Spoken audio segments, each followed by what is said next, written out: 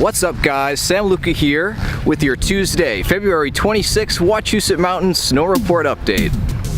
After the snowfall yesterday morning, the conditions here are looking fantastic. Today's a bright, beautiful sunny day with a high of about 21 degrees later this afternoon.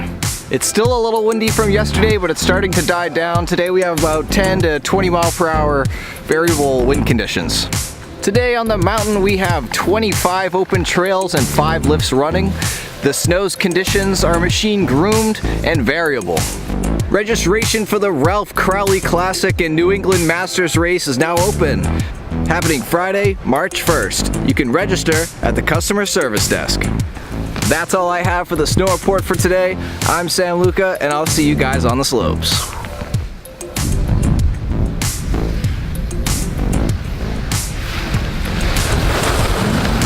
Boy, the snow is sure taking really good shape for the big Ralph Crowley race coming on Friday. Come on out today, it's a bluebird day. Take a lesson, we'll have some fun.